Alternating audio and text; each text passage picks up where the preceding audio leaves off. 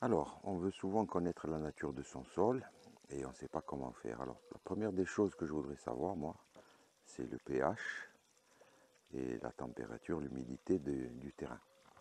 Alors pour ça, j'ai ce petit appareil que j'ai acheté il y a 2 ans. Dans un premier temps, je vais pouvoir mesurer la température, l'humidité du sol. Voilà. Alors, rien de compliqué. On va simplement s'approcher d'un endroit quelconque au hasard.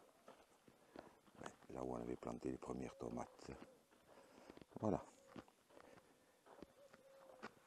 Et on va planter, enfoncer au maximum l'appareil. Voilà. Et on voit que la température a baissé à 19.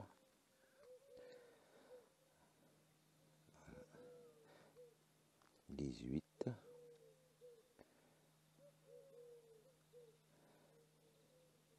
Alors il faut un peu de patience, ça ne s'aligne jamais tout de suite. Il faut quelques secondes, à peu près 30 secondes, 1 minute. Voilà, ce que je voudrais savoir maintenant, voilà, c'est le pH. Alors pour ça,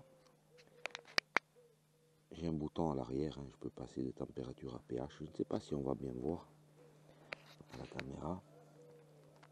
Alors je passe sur pH. Voilà, mon pH pour l'instant, il est à 7.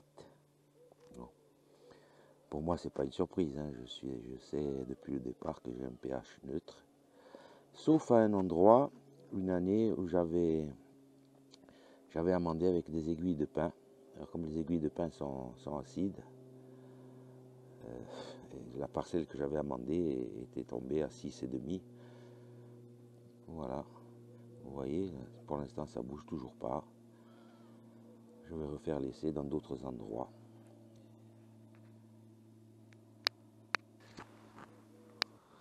Voilà. Alors, voilà un autre endroit. Là, c'est le jardin d'en bas. Je commence à planter. Il a été préparé. Il y a eu du fumier, il y a eu de l'humus tout au long de la saison. Et bientôt, il y aura pas mal de choses plantées, dont des haricots. D'ailleurs, je suis en train de préparer les structures pour les accueillir. Voilà, mais le propos du film, c'est surtout connaître le pH du sol. Alors, le pH et la température, voilà, on la voit tout de suite. Elle est à 17 degrés. J'espère que sur le film, ça va bien apparaître, qu'il n'y aura pas trop de reflets. Et on voit là en bas l'humidité. Alors, l'humidité, c'est écrit en anglais, il y a une goutte noire. Wet plus, alors je ne sais pas ce que ça veut dire, mais je suppose que c'est modérément humide. On verra ça plus tard en reprenant nos vieux dictionnaires d'anglais. Et là, on passe au pH. Alors le pH, je constate tout de suite ici, il est plus élevé que sur le terrain du haut. Alors qu'est-ce que ça veut dire? A priori, c'est le même terrain à la base, mais j'apporte pas mal d'amendements, pas mal d'humus, et fonction de ce que je peux apporter, je le disais dans la première partie du film, là je me souviens plus de ce que j'ai apporté comme feuilles, comme herbes. Je sais que j'ai mis des cannes broyées, et si je mets des aiguilles de pin, ça va me le faire baisser. Et puis il y a peut-être des choses, certains amendements qui vont me le faire monter. Alors on verra peut-être, il va falloir que je m'y intéresse de plus près. Mais enfin, tout ce que je trouve, a priori, c'est bon pour aller dans mon jardin. La nature, d'une manière ou d'une autre, va nous le rendre. Et puis on adaptera les plantations en fonction du pH et fonction aussi de la nature du sol. D'ailleurs, il y a un petit film qui va suivre pour apprendre à déterminer la nature de son sol. Voilà ce que j'ai amené dans mon jardin. Ce sont des cannes que j'ai broyées avec un broyeur.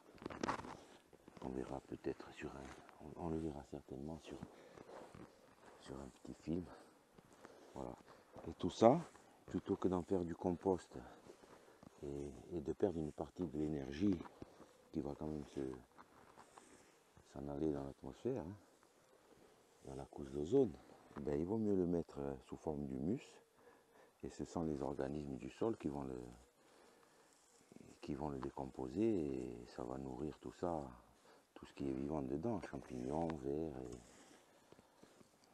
et les centaines de milliers de micro-organismes qui vivent dans le sol. Voilà. Je ferai un petit film avec le broyeur, comme ça vous verrez de quoi il s'agit.